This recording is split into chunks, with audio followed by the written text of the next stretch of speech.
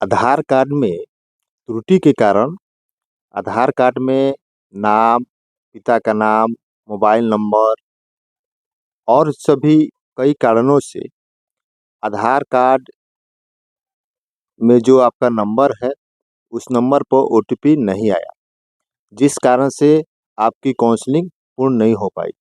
नमस्कार, मैं हूं शंभुनाथ महतो और आप देख रहे हैं हमारा यूट्यूब चैनल शंभुनाथ ब्लॉग्स।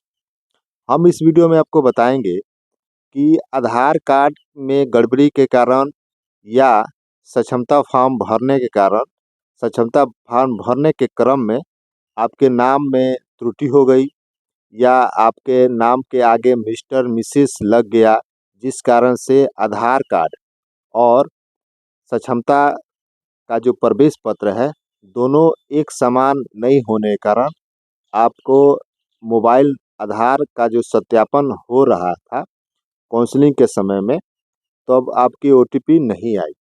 तो आवेदन कैसे लिखेंगे? जो सक्षमता काउंसलिंग जो 37,000 के आसपास जिन शिक्षकों की काउंसलिंग पूर्ण नहीं हो पाई है, उन सभी शिक्षकों की के लिए गाइडलाइन जारी किया गया है 37,000 सभी शिक्षकों के लिए। तो हम इस वीडियो में आपको बताएंगे कि आप आवेदन पत्र कैसे लिखेंगे। यदि आपके नाम में त्रुटि है, यदि आपके मोबाइल नंबर में त्रुटि है और भी कई त्रुटि है, जिस कारण से आपके मोबाइल नंबर पर ओटीपी नहीं आया, आधार सत्यापन का कार्य नहीं हो पाया और आपकी काउंसलिंग पूर्ण नहीं हो पाई। तो आपके स्क्रीन के सामने यह दिख रहा होगा, ऐसे लिख करके जहाँ पर काउंसलिंग कराने के लिए आप गए होंगे, तो आपका मिसमैच होने के कारण इस तरह से स्क्रीन पर लिख रहा था और जिस कारण से आपका ओटीपी नहीं आया। तो बने रहे हमारे वीडियो में, आपको बताएंगे कि आवेदन पत्र कैसे लिखेंगे, कि जो आवेदन पत्र जिला शिक्षा पदाधिकारी को आवेदन पत्र लिखना है, फिर कि आपको आधार कार्ड में सुधार करवाने के लिए आवेदन पत्र लिखना है। उसी आवेदन पत्र को जिला कार्यक्रम पदाधिकारी स्थापना द्वारा बिहार विद्यालय परीक्षा समिति के साइट पर जो सॉफ्टवेयर विकसित किया जा रहा है, उस पर अपलोड करना है। तो बने रहे हमारे वीडियो में, आपको बताएंगे कि आवेदन पत्र कैसे लिखना है।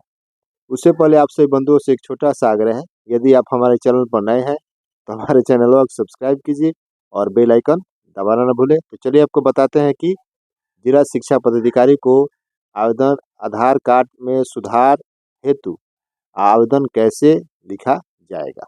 आवेदन पत्र जो लिखना है, आधार में आपका किसी भी प्रकार की त्रुटि है, तो जिस प्रकार का जो पत्र जारी निकला हुआ है, उस पत्र के आदेशानुसार तो आपको पत्र सबसे पहले जिला शिक्षा पदाधिकारी के नाम लिखना है और उसके बाद की कार्रवाई होगी। तो सबसे पहले जो पत्र आप लिखिएगा, जैसे आपके आधार में किसी भी प्रकार की त्रुटि हो, जैसे मान लीजिए आपका नाम में त्रुटि हो, जन्म तिथि में त्रुटि हो, तो जो आवेदन लिखिएगा, जैसे आप को बता रहे, जैसे आवेदन हम लिखे हैं, यह हम अपने लिए लिखे हैं कि जैसे हम आपको इसके उदाहरण के तौर पर बता रहे हैं, या जो कोई भी पत्र जो आवेदन आपका जो जिला में जा रहा है, जिला शिक्षा कार्यालय में, तो प्रखंड शिक्षा कार्यालय से होकर के ही जिला में जा रहा है।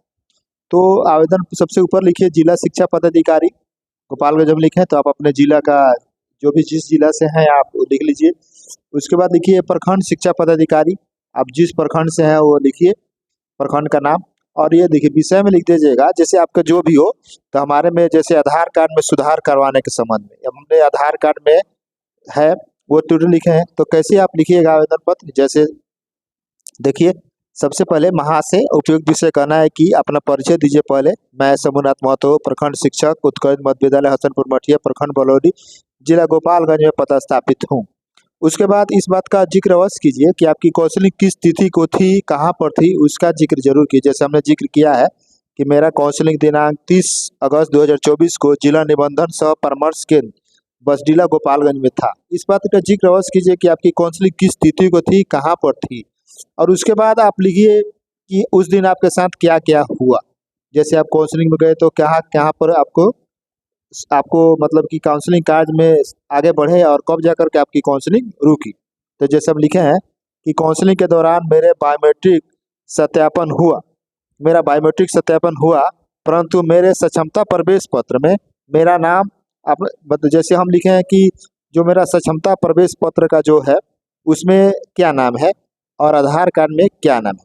तो आधार कार्ड और सक्षमता प्रवेश पत्र में दोनों को मेल मिलाप नहीं होने के कारण, दोनों एक समान नहीं होने के कारण आपके आधार कार्ड, जैसे मेरे जो आधार कार्ड में जो मैंने मोबाइल नंबर दिया हुआ है वह उस कारण से ओटीपी नहीं आया। तो इसमें मैंने जिक्र किया है कि सक्षमता प्रवेश पत्र में मेरा नाम शंभुनाथ महतो है, मतलब कि दोनों में नाम में स्पेस है, और जबकि आधार कार्ड में जो स्पेस एक साथ कर दिया, ये आप जिक्र कीजिए। और इस विसंगति के कारण मेरे मोबाइल पर ओटीपी नहीं आया। तो क्यों ओटीपी नहीं आया, आप इस बात का जिक्र अवश्य कीजिए कि क्या कारण था कि आपके मोबाइल पर वह ओटीपी नहीं आ पाया और आपका जो सत्यापन है वह नहीं हो पाया, काउंसलिंग पूर्ण नहीं हो पाई। उसके बाद जिक्र करते हैं कि जिसके कारण मेरा आधार सत्यापन का कार्य नहीं हो पाया और मेरी काउंसलिंग पूर्ण नहीं हो पाई। अब काउंसलिंग पूर्ण कराने हेतु तो मुझे अपने आधार कार्ड के नाम में सुधार करवाना है। अतः श्रीमान से आग्रह है कि आधार कार्ड के नाम में सुधार कराने की अनुमति दी जाए, जिससे मैं अपना नाम सुधार करा सकूं और काउंसलिंग का कार्य पूर्ण किया जा सके।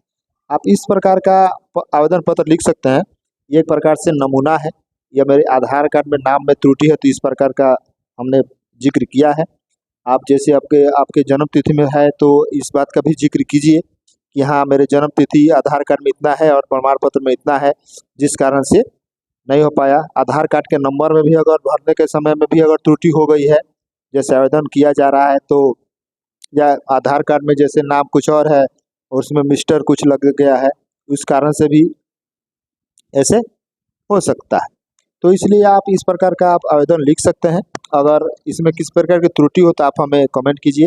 अगर आपको यह हमारा प्रयास अच्छा लगता है तो इसे दोस्तों बंधुओं में शेयर कीजिए ताकि वो भी इसका लाभ उठा सके। तब तक के लिए मिलते हैं दूसरे वीडियो में। जय हिंद, वंदे मातरम।